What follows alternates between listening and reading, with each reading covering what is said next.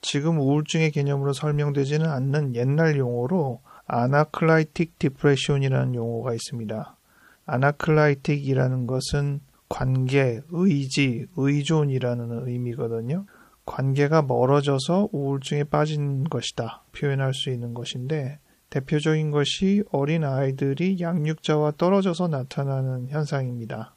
이 표현과 가장 근접한 현대에서도 인정하는 표현이 Reactive Attachment Disorder입니다. 반응성 애착장애라는 병인데요.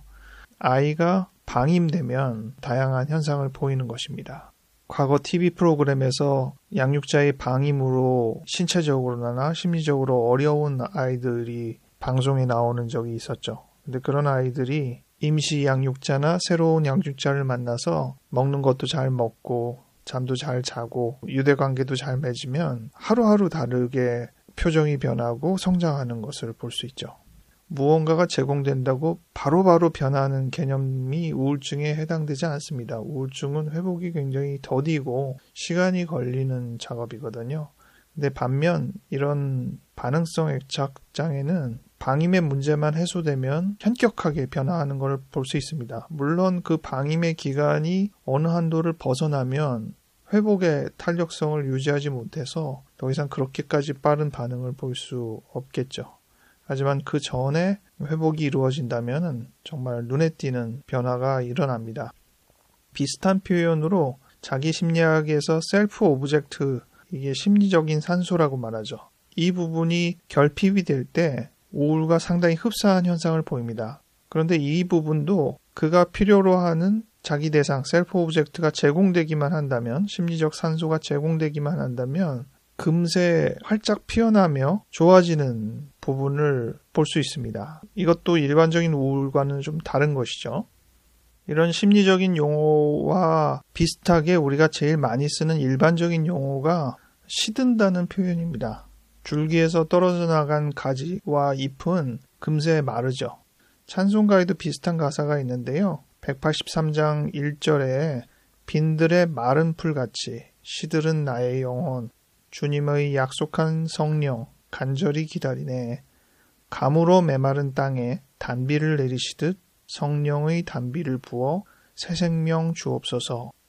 앞서서 얘기한 심리적인 산소와 같은, 또 애착이나 관계의 회복과 같은 이런 부분들이 이루어지기만 한다면 그 회복은 눈에 띄게 보일 수 있는 것이 방금 말씀드린 여러 가지들의 공통점이라 하겠습니다. 이해의 확장에 관련된 쉽게 이해할 수 있는 그림이 조하리의 창입니다. 내 영역에 자기를 표현하는 그림인데요. 말씀 나눔 이미지로도 올려놨는데요. 이 내 영역은 내가 아는 나, 내가 모르는 나, 남이 아는 나, 남이 모르는 나 표현을 통해서 영역을 분획을 하는 것입니다. 이 영역을 통해서 목표는 나도 알고 남도 아는 나의 영역을 확장하는 거예요. 오늘 이해의 확장이라는 제목에 걸맞아서 이 내용을 잠시 살펴보려고 합니다. 내가 알고 남이 아는 내 영역을 확장하기 위해서라면 나는 알지만 남이 모르는 영역, 그리고 나는 모르지만 남이 아는 영역을 나도 알고 남도 아는 영역으로 들여와야 되는 거죠. 내가 알지만 남이 모르는 내 영역을 같이 알도록 하기 위해서라면 내가 아는 것을 다른 사람들한테 공개해야 되잖아요. 그래서 자기 개방이 가장 중요한 방법이 됩니다. 그리고 나는 모르지만 남들은 나에 대해서 알고 있는 어떤 영역을 나도 알 수 있으려면 남들이 나에게 피드백을 해줘야죠. 그래서 이러한 자기 개방과 피드백이 영역을 넓히는 데 가장 중요한 방법들인데, 이 자기 개방과 피드백이 잘 되려면 무엇보다도 의사소통이 잘 되어야 하고, 또 사람들 간의 연결망이 팀워크가 잘 세워져야 합니다. 나도 모르고 남도 모르는 내 영역을 둘 다 알 수 있는 영역으로 확장하려면 끊임없는 자기 성찰과 미지의 영역에 대한 탐구, 잠재력의 발견 등이 계속 이어져야 하는데요. 이 영역은 급작스럽게 나도 알고 남도 아는 영역으로 확 뛰어넘기는 좀 어렵고, 대개는 내가 먼저 알거나 또 남이 먼저 알거나, 그래서 결국은 둘 다 알게 되는 영역으로 편입이 될 가능성이 높겠죠. 아주 간단한 그림이지만 정말 나는 나에 대해서 얼마나 알고 있나, 내가 알고 있는 나에 대한 이해를 확장하기 위해서 내가 어떤 노력을 하고 있는지를 직관적으로 잘 보여주는 그림이라 하겠습니다. 상담이 직접적 관련은 아니지만 오늘 기쁨과 즐거움에 대해서 대조해보는 시간을 가지려고 합니다. 그보다 앞서 기쁨과 슬픔이라는 가장 대비되는 단어를 우리가 기억하죠.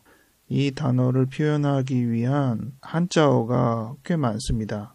먼저 길흉화복이라는 단어가 있는데, 길흉, 화복, 양쪽이 같은 의미를 2번 반복한 것이라고 할 수 있죠. 비슷한 단어로 생사화복, 같은 화복이라는 단어가 겹치는데, 또 생사가 겹치는 단어로는 생사고락이라는 단어가 있습니다.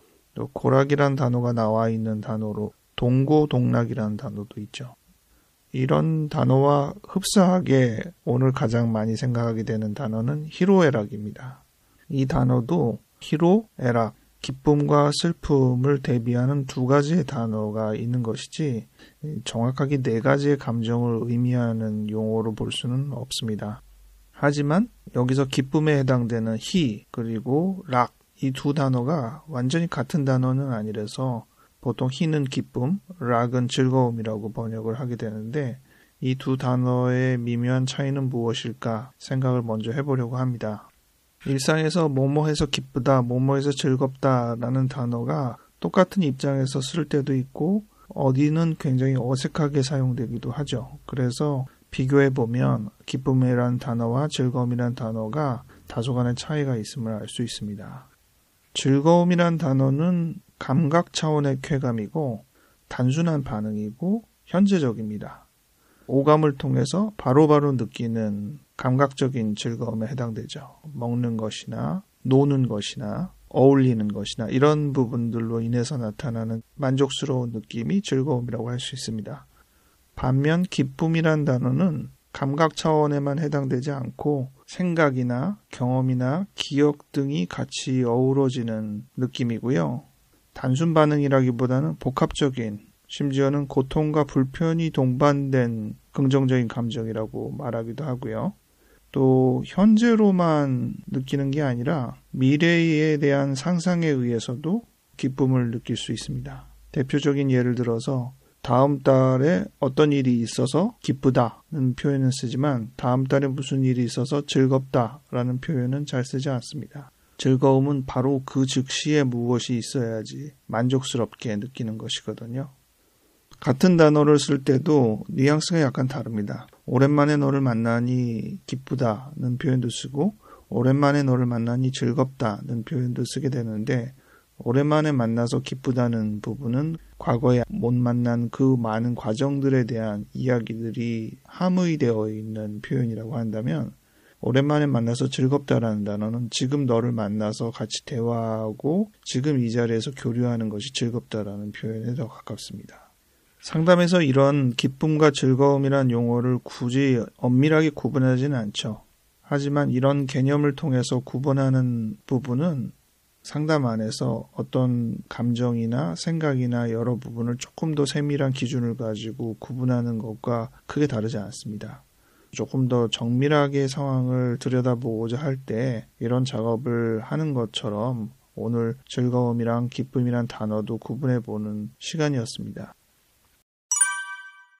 참작하다라는 단어 어디서 들어보셨나요? 보통은 법률 용어로 정상참작이라는 말을 많이 하죠.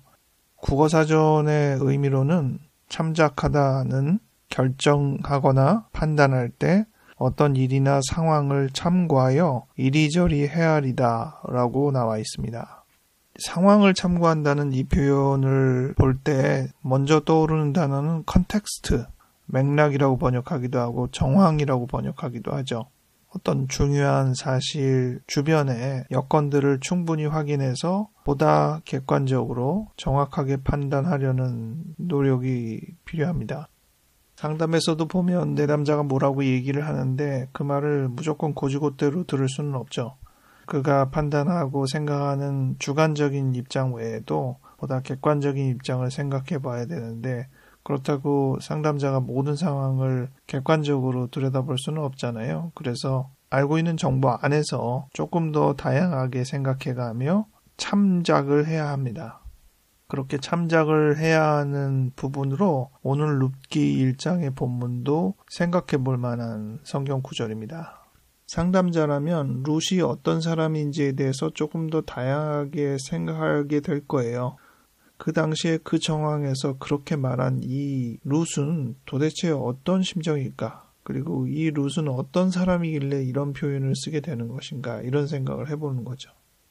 우리가 이렇게 참작을 하는 것으로 끝인다면 조금 아쉬움이 생길 수 있죠. 우리는 이 참작에서 조금 더 들어가서 우리에게 도움이 되는 부분이 무엇인가? 가치를 부여할 수 있는 부분을 찾아야 될 텐데 우리의 삶을 건강하게 하고 또 우리의 주변의 사람들을 훨씬 풍족하게 하는데 기반이 되도록 이끌려면 우리에게는 무엇이 필요할까요?